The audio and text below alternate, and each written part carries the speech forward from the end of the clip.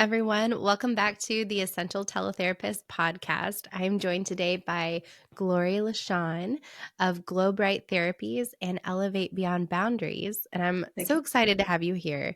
I've been following you on Instagram probably over a year, and I know at least a year ago, we toyed with the idea of coming on podcasts together. Mhm. So I'm really, really excited that we were able to make it work today. Thank you for being here. Yeah, thank you so much, Ellie, for having me and just being able to connect. I love that we've been able to connect a little bit throughout the past year through Instagram, and now we get to connect on the podcast. Yeah. Well, I'm excited to listen to you. You have such a wealth of life experience and knowledge, and watching your journey and listening to your journey has been so insightful and just very inspiring. You've recently, I don't know if you want to call it a rebrand, but you have been leaning into Elevate Beyond Boundaries, which I can't wait for you to share about today. But I'm also excited to hear about your Glowbright Therapies and your teletherapy company that you have. I'm going to let you introduce yourself a little bit because you have so much. I'm going to let you get started. Okay, sure, and thank you again. Yeah, so I'm Glory Lichon, and I started by training. I'm an SLP. As I transitioned and been growing Glowbright Therapy, I have transitioned more into the CEO role, but I started that in 2019 with my husband. He's the co-founder. And really, it started from wanting to provide accessible services through the online delivery model and really not only supporting the child, but really empowering the parents. And that's why we focus so much on that early intervention piece of our support services. But we do have kids that range all the way up to like 15. But I was a school therapist for 5 years. This was my second career. I'm an Air Force veteran. But when I went back to school, as I graduated, I joined the school system. But as many of us go through the burnout, so even after like my first and second year, I was already starting to feel it. But I wanted to keep pushing through just for the kids I was supporting. I had never really resigned from a job, anyways, outside of leaving the Air Force. So that was a very difficult decision for me. But I felt like after like that fifth year, it really started to weigh on me, bringing a lot of the burnout home. At the time, I was a single mom, bringing IEPs home and waking up at 4 a.m. to finish an IEP. And then all the bureaucracy that goes on, really feeling like can't be the best therapist. And finally, I decided to leave in 2018. And in that time, my husband encouraged me to start Glowbright Therapy. And now we've been able to support over 2,000 families and partner with 3 states for the early intervention programs. And we started with just me being the SLP, and now we have OT and PT, and we have over 30 team members that really carry on the mission, because now it isn't just me doing the work. Really, it's them carrying on the mission and the vision for Glowbright Therapy. You have a beautiful website. I Well, encourage everyone to check out your website. I think our websites were done by the same person. I think everyone can learn more about Glowbright Therapy from your website and the amazing team that you have. I think what you're doing with that is a great motivation and inspiration for other people who are interested in doing private practice, telepractice. thank you again. I love that you've been able to grow your telepractice and your company, and really, I think it's great that we're able to build something that we love, that gives us freedom, but also gives back to the families that we get to serve and that impact that we want to have. Yeah. So you've been leaning into more of the CE role. Let me rephrase that. You've been leaning into the CE. Why can't I say it? You've been leaning into the CEO role more. Can you talk a little bit about how you made that transition and what that looks like for you? Sure, and it actually was a difficult decision because I felt like I was just talking to someone else about this. I almost felt guilty. I feel like every transition as we're growing as business owners and, women as we're evolving, there's always a little transition that we have to go through in our growth and our mindset, the mindset blocks that come up. So this was it almost felt like when I was leaving the schools where I felt very guilty about leaving the kids, and like I wasn't supporting them, like I wasn't going to be there for them. But I had to, make the best decision for myself and my kids. I felt like since I started the practice to support families and to support the kids at home through the early intervention services, I felt like if I wasn't the therapist to doing that or at all, like if I was lessening my caseload, then I wasn't like really supporting the mission or supporting the families anymore. So I had to really work through that mindset block that it was okay to start transitioning into this role because really I wasn't the best therapist anymore because as we're wearing all the hats and we're doing all the things, really providing the best therapy wasn't like I felt like I wasn't being 100% because there were so many other things I had to take care of as I was building the team and getting the other therapists and the VAs onboarded and things like that. So I had to work through a lot of mindset blocks. And also, I had to work through being okay with hiring a team, with building a team, and being okay with trusting others. That was another mindset block I had to go through because it's our vision, our mission that we're creating, and then to now trust other people to carry that out is sometimes difficult, especially thinking about trusting others, stepping into a leadership role and really understanding that it's okay to let go of some of that control. It's okay to trust others. It's okay to I always say it's so important. I start with Why, that book by Simon Sinek, I think it is how you say his name. But that was a very instrumental book to my stepping into the leadership role because starting with Why and really helping others to understand your why and to understand your vision and to help them understand that in a way where they want to join you, they want to help you carry that out. That really helped me move out of that space of feeling like, well, what can I trust others to join me and support the mission? You know, I don't have to do everything myself and being okay with understanding that I can do this and that others will believe in the mission just as much really helped me kind of move forward into stepping into the CEO role. What was the first thing that you released or let go of when you stepped into that role? Mm-hmm. What was the first thing that you felt comfortable handing off to someone else? So I did hire a few therapists before I hired a VA. So I started to have others support me with the private therapy piece, but I was still doing a lot of the early intervention work. But when I hired the first VA, which she's actually still with us, and she's going on actually she just celebrated her 4 years with us in October. So I was crying in the evenings doing billing because of all being the therapist, doing the marketing, doing all the things, and billing was one of those things that I would leave till the end of the day, and I was crying by a certain point. So I finally said, okay, we need a VA. And that was the first thing. But that was really scary because, billing is our cash flow Yes. and our sustainability. So handing that off to someone else was scary. But again, I had to push through those mindset blocks, really working through those limiting beliefs, and then really learning how stepping into our leadership role is really understanding that helping others grow and develop, that is what leadership is.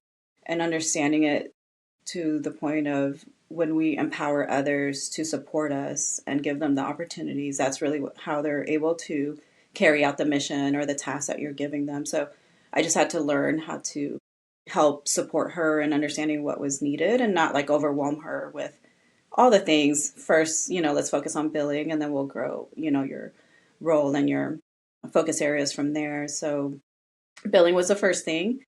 And then now she's actually the admin and billing manager, and we have two other amazing admin team members. So we have a really strong operations team that really it's the three of our virtual VAs, and really they're the heart of Glowbright Therapy. And then the rest are the therapists that really help to carry out the services and the mission. I think your leadership abilities completely shine through. Every time I listen to you speak about probably anything, your leadership and your heart and your soul like shine through in how you speak. Thank You talk a lot about collaboration over competition you. Hmm. and an abundance mindset, investing in yourself, soul work for success, and regulating your system for sustainable growth. And I feel like all of these things are such a heart centered leadership mentality. Can you speak to any of these? How how you come to have all of this? Yeah, definitely. And I think it's just such an important piece of life and being a business owner. First, coming in from it coming in with the abundance mindset. And that does help us not have that competition mindset. And Mhm. understanding that collaboration is how we all can help each other grow, especially in our field. Actually, quick story, when I started the practice, I actually got sued by another SLP because I didn't understand what I signed in the non-compete clause. I only had 3 clients with her, so it was an in-home services that I was providing in our local, like 40 miles from here anyways. It wasn't even local, but I didn't understand what I was signing initially, and the non-compete clause basically kept me from doing anything. But I didn't understand that at the time.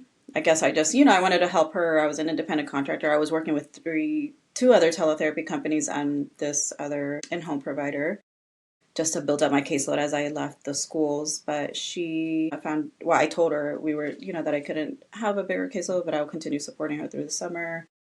And then I told her that we were starting a telepractice with my husband and I, but that we were focusing on providing accessible online services since I had 7 licenses at the time. Mm-hmm. And that we weren't necessarily doing in-home, but Jenna supports us in understanding that we don't need a brick and mortar, that we can do in person at Yeah. home. And I was, following. I listened to all of Jenna's podcasts as I was building the podcast because I actually wasn't in her start program, but I did join the first Grow program, which was called Six Figure Practice, I think, at the time. And then she transitioned into the Grow. But, listening to Jenna and helping and what the advice that she gave us, we also thought maybe we'll provide some in-home services. But during that time, she let me finish all of my services, all of the IEPs, all of the progress, and then called me to tell me in May that I was in breach of the non-compete clause and I needed to stop what I was doing with Glowbright, and that she sent me a cease and desist letter. We had to get a lawyer. And for like 4 months, for almost 6 months, we had to go through this back and forth with her, trying to figure out the next steps. So we didn't let it keep us from growing and starting our business, but we did have to come into negotiations of what that looked like. And really, in her mind, she wanted to keep us from being successful because she knew at the time telepractice was not really as big. This was back in 2019. She didn't want us to do in-home services. She would only agree to us focusing on teletherapy and some insurance services because she knew that would be difficult for us to do. We agreed to it because we didn't want to have this 30,000 bill for lawyers. So for 2 years, that had to be our focus. But in the end, not allowing that to keep us from moving forward, from really continuing with the vision and the mission for Glowbright Therapy, we were able to be even more successful than I can imagine because now we're in several states. We've supported over 2,000 families. We have over 30 early intervention partnerships. But that part of her being in such a competitive or scarcity mindset, really, and that I'm not a competitive person. I always just want to help others and empower others. So going through that situation just, reiterated the importance of having the abundance mindset, being someone that is encouraging and empowering to others, not keeping people from following their dreams, from doing what they love just because you feel some type of way about the situation. When I didn't even have that many clients with her, or I would never even take anybody's clients, like nobody knew I was leaving. But just that, going back to that piece of competition or collaboration over competition, that kind of set the tone of Glowbright Therapy, of just going into it with an abundance mindset and not allowing others to keep you from your dream, from your vision, from your mission, or giving our Mm-hmm. power away to someone else that had that type of mindset. I have goosebumps when you tell that story because the timeline of that happening just before 2020, you couldn't Yes, have been better positioned right. for success. And Yeah, I think that's incredible for you. And look how successful your private practice is now.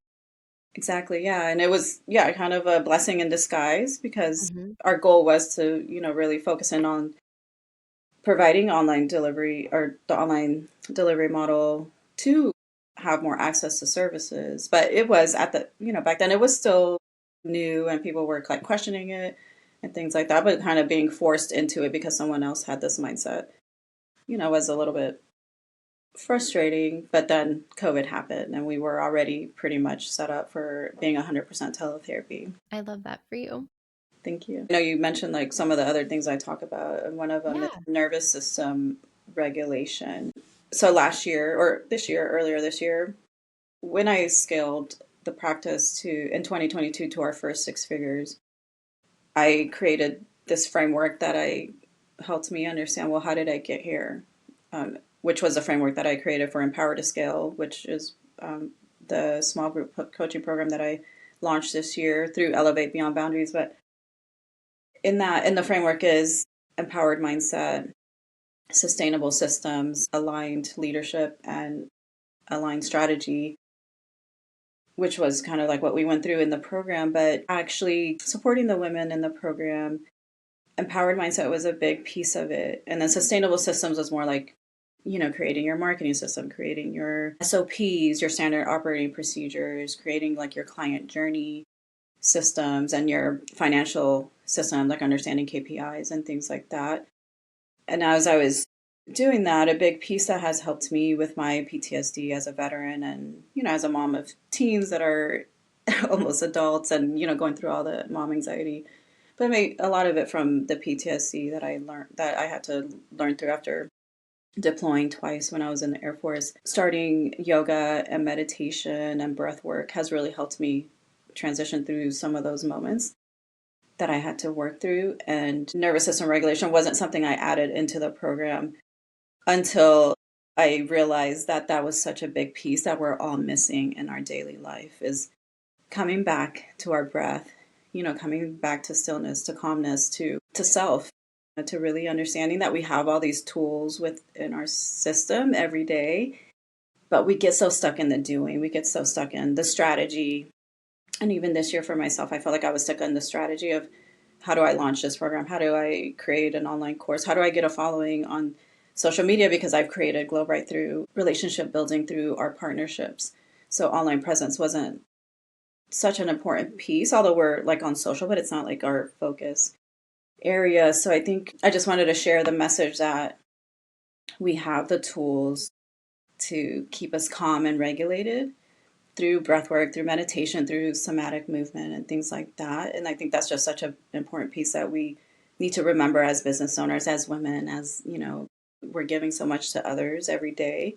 So just coming back to that is such an important part of our growth and evolution, and also to help us reach the next level without without self-sabotaging. Because a lot of times what we do is we, get to that level and then we're trying to bring ourselves back down because we're used to being at this level or this like thermostat, if you want to look at it that way.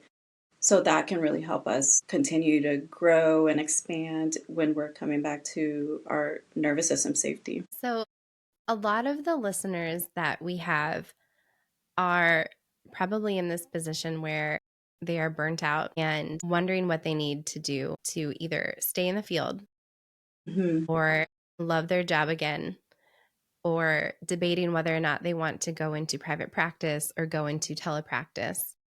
I'm wondering, how can those listeners implement these self-regulation techniques? Do you have any tips for them? Yeah, and I think what's important is to consider what's going to work for you best in this season in life. Like right now, my daughter's about to be 20 next month, which is crazy. And my son is 17, going on 18 and graduating soon. So I know that I have a little more time in the morning where I'm not, taking care of toddlers where they need you so much right away. So I think what's important first is to consider what's most available to you right now that you can make work into your day without feeling like it's adding something else that's going to stress you out, or feeling like you need to do an hour morning routine, because that's not necessary either. It doesn't have to be all or nothing. It's about finding the things that work best for you. So some suggestions or things that I personally do every day is at least meditate for 10 minutes. Like this morning I did a 5-minute meditation and I did like a nervous system reset because I went to a leadership conference yesterday and I felt dysregulated from all the talking, and I'm very introverted. I love connection, like authentic connections and meaningful connections, but I'm not like all about being so like out there and networking. But anyways, we had to do like speed networking and all that, so I'm a little dysregulated. But just finding time, I knew that's what my body needed. So I think listening to our bodies, a lot of times we're just go, go, go. So just taking time to listen to your body and what's going to help you most, today. Is it a 5 minute meditation? Is it 5 minutes of breath work?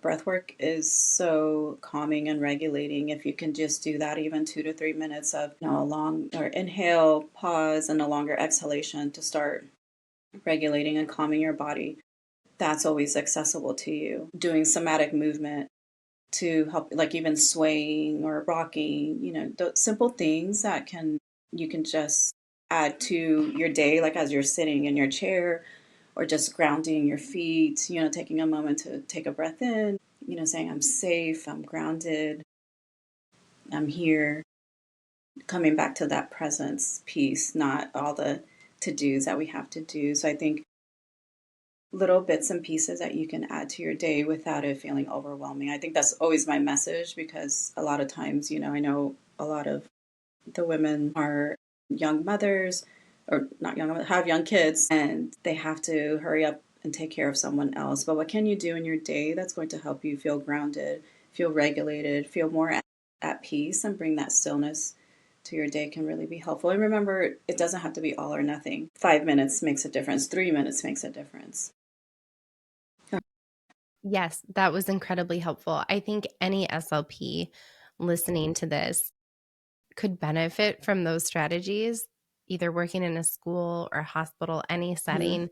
I think those are really important because especially, I just think a lot of the times we're overwhelmed and our levels are elevated. And I think anything that we can do to bring us back down to homeostasis is very Yeah. helpful. And I really like that you talk about finding what you can implement and implement it probably consistently here and there rather than doing all or nothing. I struggle with an all or nothing mindset. Like if I Mm-hmm. can't do the whole thing now, I'm just not going to do it. And leaning into doing bits and pieces when you can is enough. Yeah, exactly. And that helps you actually be able to bring in those strategies. That way, you're able to bring that into your day. So it doesn't feel like you're not able to take care of yourself.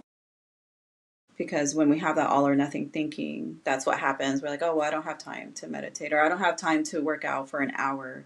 But even if you can move your body for 10 minutes, that's going to add up over time, versus thinking that you need the hour and then it's a month later, and you haven't been able to really take care of yourself. And also bringing that self-awareness piece without judgment, because that's such an important part. I know a lot of times we're hard on ourselves, we're thinking we're not doing enough, but how can we bring self-awareness to the things that you want to work on, or that you want to add into your day to help take care of yourself, or just anything that's important to you? Bring awareness to it without judgment, and then how can you add that into your day, right, in a way where it feels good, where it doesn't feel overwhelming, where it feels like Mhm. doable, and that you can implement it. I think this mirrors what I tell families when I work with them in regards to speech and language homework. Mm-hmm. We identify a time of day that is easiest for them. We identify one Yeah. or two little things that would be the easiest to implement, and we start there. So I think sometimes we need to take our own advice and, like you said, just implement it in those activities of daily living in a way that you can manage it without being overwhelming. And, like you said, with no judgment. So, Yes. Yeah, I love that.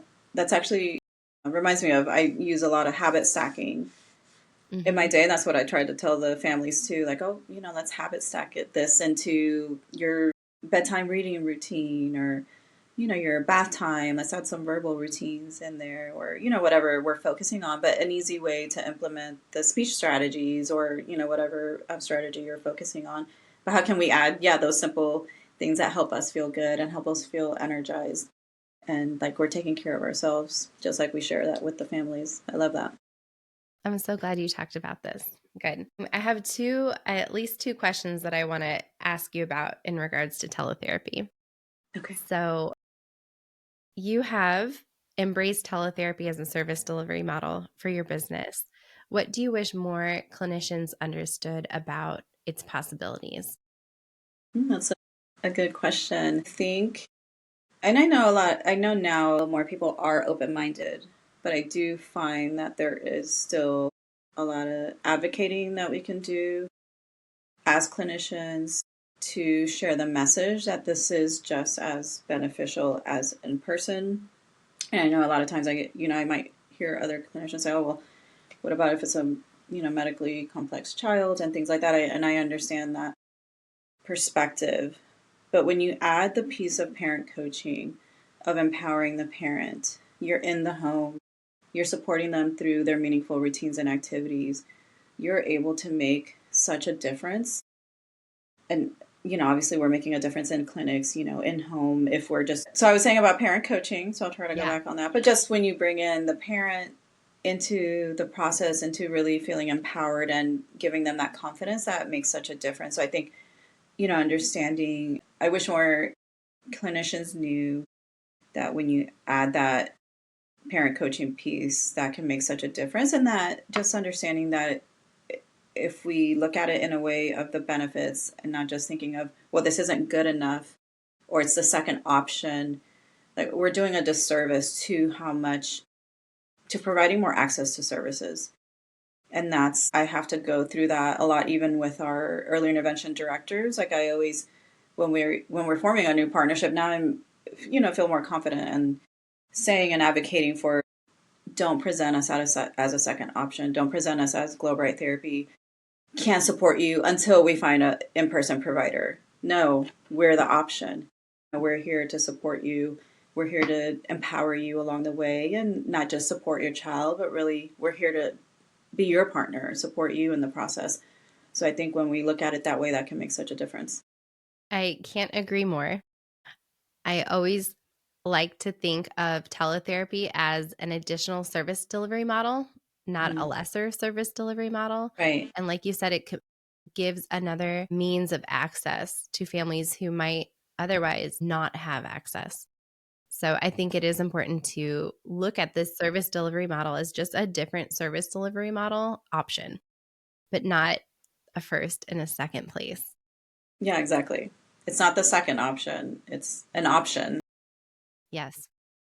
And I really like that you speak to the early intervention piece of this because a lot of times people talk about, and I will admit that I lean more towards school age just because of the school contracting piece of my business. But that early intervention piece is also relevant in the virtual space. The Mm-hmm. virtual space has a place in early intervention as well. So I love that you spoke to that as well. Yeah, and it's actually, I would say 98% of our families are through our early intervention contracts and partnerships that we have in the 3 states that we support. So it's really has been able to provide not only support to the families but also to those partnerships that don't have the employees that they need right now because whatever is going on within their team. Now, it's alleviating their stress and their access to providers that they can trust and rely on. Just, a reminder to, 'cause I know it's a lot of SLPs that listen to the podcast or, just therapists in general, that you can create the life, career, or, business that you love. Just coming at it from a way of, understanding your vision for your life, what success means to you, and really kind of how to build that in a way that's aligned with what's most important to you and not feeling like you have to sacrifice in yourself in the process. Like a lot of times I think we feel like we have to do things a certain way or we should do this, but really come back to yourself. What's important to you? What do you see for your life? What does success mean to you? Like it doesn't have to be building a multi-million-dollar practice. Is it just bringing, more freedom and impact and time with your family? Just know that you can do it. Like we both are doing it. So if we can do it, you can do it too. But just always know that you don't have to sacrifice yourself in the process. Come back to yourself, within yourself, and really understand what is it that you really want in life and that vision that you have. If people want to learn more from you, Glory, where can they find you? So a few months ago, I recently changed my Instagram. I actually deactivated Elevate Beyond Boundaries, and I just went back to my name, Glory at Glory Lichon. So I'm there. I'm taking a little break for the next few months. I'm posting like maybe a little bit here and there, but just as the holidays come up, I won't be posting as much, but we can connect there. I have my podcast, Elevate Beyond Boundaries, that's on Apple and Spotify and a few other platforms. And that comes out weekly. I did take a little break because I lost my voice for a few weeks, but I'm recording again this week. And then I have my website, elevatebeyondboundaries.com, or glowbrighttherapy.com is also a way that we can connect. But I love to share what I've learned. You talked about soul workers, so aligned to impact. In my mission, empowering others is really what I feel called to do. And I think even in the Air Force, I felt, I was supporting others. I was being of service to the country as an SLP, supporting the students. And now with Glowbright, we're empowering parents. And I think every iteration of what I'm doing is really just meant to empower others. So if you have questions, if you want to connect, I'm happy to connect and, share anything that can help you along your journey. I'm going to link everything in the notes below. And I do want to encourage everyone to go listen to your podcast because you have the perfect voice for a podcast. I could listen Oh, to thank you for a you. long time. And I think I said this before, you have such life experience that you share and such a heart-filled leadership mentality. It is such a joy to learn from you through your episodes. So I really encourage everyone to go check out your podcast. And if you want to learn Yes, more, I'll link everything below. thank Glory, you. thank you so much for being here. Thank you. And yes, please listen to the podcast. I've been working on growing it since February. So I would love for you to, it's really a way to give back because it's something that I can share, that doesn't cost anything and can support you in your journey. So thank you for sharing that.